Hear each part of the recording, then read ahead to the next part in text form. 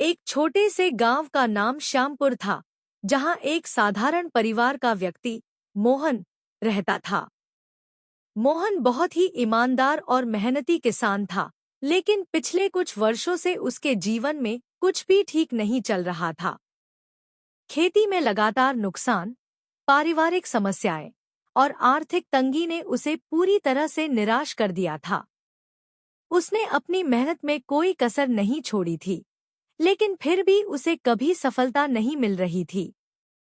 वह सोचता, क्या जीवन में कभी कोई खुशियां आएंगी? क्यों मेरे जीवन में इतनी समस्याएं हैं?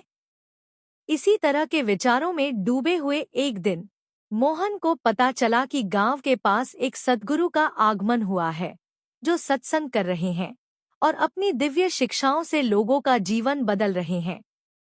गांव में चर्चा थी कि सद्गुरु के सत्संग में जाने से मानसिक शांति मिलती है और जीवन के कठिन सवालों के उत्तर मिल जाते हैं।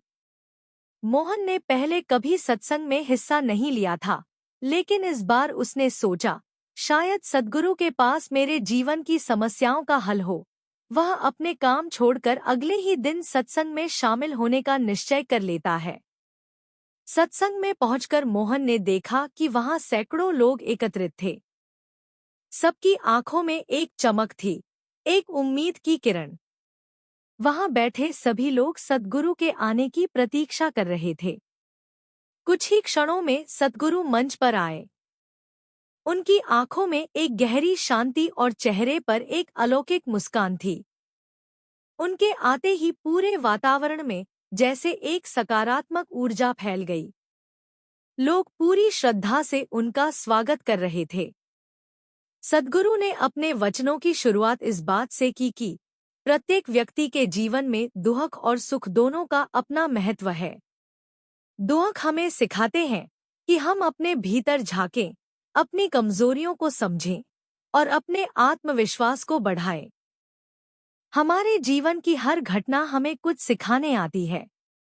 मोहन ने बड़े ध्यान से सद्गुरु के वचनों को सुना।